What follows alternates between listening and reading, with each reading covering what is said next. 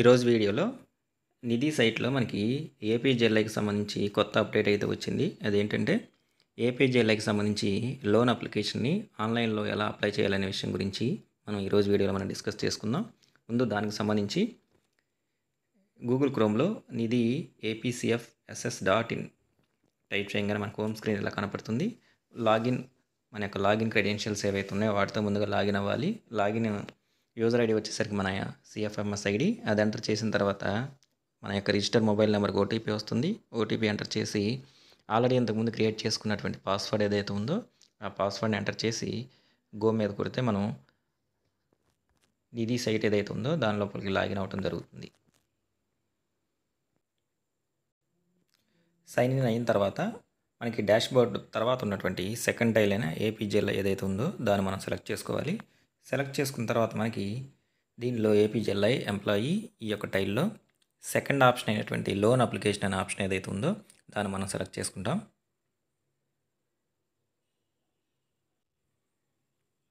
Loan application form open అయిన తర్వాత మనకు సంబంధించి మన యొక్క ఎంప్లాయీ బేసిక్ ఇన్ఫర్మేషన్ ఏదైతే ఉందో అది మొత్తం కూడా మనకి ఇక్కడ డిస్ప్లే అవుతుంది.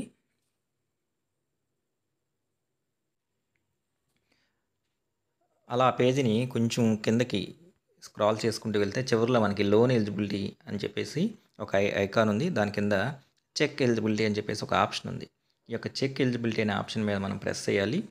ప్రెస్ చేసిన తర్వాత మనకి మన యొక్క పాలసీల ప్రకారము ఇప్పటి వరకు ఉన్నటువంటి మన యొక్క ప్రీమియం టోటల్ అమౌంట్ మీద మనకి ఎంతైతే లోన్ అమౌంట్ ఎలిజిబిలిటీ ఉందో అది మనకి ఇక్కడ డిస్ప్లే అవుతుంది. చెక్ ఎలిజిబిలిటీ అనే ఆప్షన్ ప్రెస్ చేసిన తర్వాత మనకి లోన్ అమౌంట్గా ఎంత అమౌంట్ ఎలిజిబుల్ ఉందో ఆ అమౌంట్ ఇక్కడ మనకి డిస్ప్లే అవుతుంది.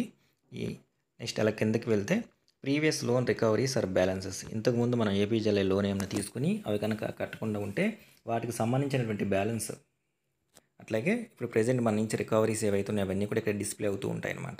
వీటిలన్నింటినీ కూడా ఫైనల్లో మనం కన్ఫర్మ్ చేసేటప్పుడు వీటిలన్నింటినీ మైనస్ చేసి చూపించడం జరుగుతుంది.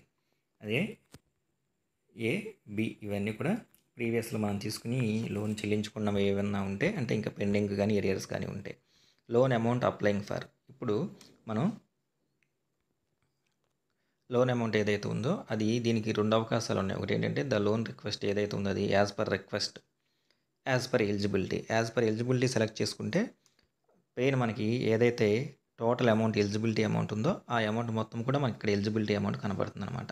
అలా కాకుండా యాజ్ పర్ రిక్వెస్ట్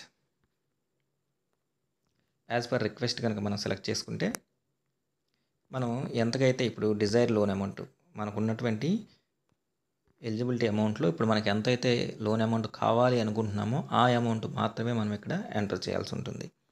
తర్వాత నెక్స్ట్ మనకు వచ్చేసరికి ఇక్కడ నెట్ క్యాష్ అవుట్ అమౌంట్ ఇవి వచ్చేసరికి C+D - A+B పైన మనం ఏవైతే చెప్పుకున్నామో ఎరియర్స్ ఏమైనా ఉంటే అవన్నీ తీసేసి ఇక్కడ ఆ తర్వాత వచ్చేసరికి ఇక్కడ మనకి నెంబర్ ఆఫ్ ఇన్స్టాల్మెంట్స్ అని చెప్పేసి ఉంది.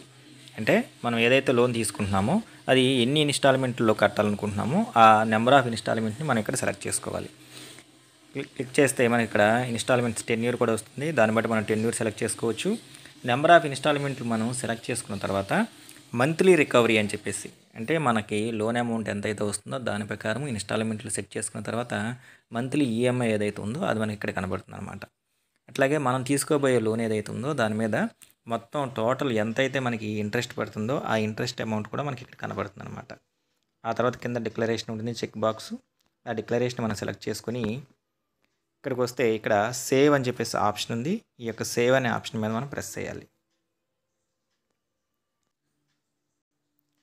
అప్పుడు మనకి సక్సెస్ఫుల్లీ సేవ్డ్ అని చెప్పేసి కనబడుతుంది. అప్పుడు మనం ఓకే అనే ఆప్షన్ ఏదైతే ఉందో ఆ ఓకే అనే ఆప్షన్ మీద మనం ప్రెస్ చేయాలి. కింద మనకి కావాలంటే మన యొక్క లోన్ అప్లికేషన్ ఏదైతే ఉందో దానికి సంబంధించినటువంటి ప్రివ్యూ కూడా కనబడుతుంది. ఈ ప్రివ్యూ కావాలంటే ప్రివ్యూ కూడా మనం చూసుకోవచ్చు. ప్రివ్యూ అంతా మనం చెక్ చేసుకున్న తర్వాత ఆల్రెడీ ఈకేవైసీ కంప్లీట్ అయిపోయింది. Next submit with eSign or submit with digital signature. Submit with eSign అంటే మన యొక్క ఆధార్ నెంబర్కి లింక్ అయినటువంటి మొబైల్ నెంబర్ ఏదైతే ఉందో దానికి ఓటీపీ వస్తుంది. ఆ వచ్చినటువంటి ఓటీపీ ఏదైతే ఉందో మనం దాన్ని ఎంటర్ చేయాలి. ఎంటర్ చేసిన తర్వాత మన యొక్క లోన్ అప్లికేషన్ ఏదైతే ఉందో దానికి సంబంధించినటువంటి ప్రాసెస్ మొత్తం కూడా కంప్లీట్ అవుతుంది. ఇప్పుడు అలా కంప్లీట్ అయినటువంటి లోన్ అప్లికేషన్ ఏదైతే ఉందో అది మన కన్సర్న్ డీడీఓ గారు ఎవరైతే ఉన్నారో వారికి అప్రూవల్ కోసం వెళ్తుందన్నమాట.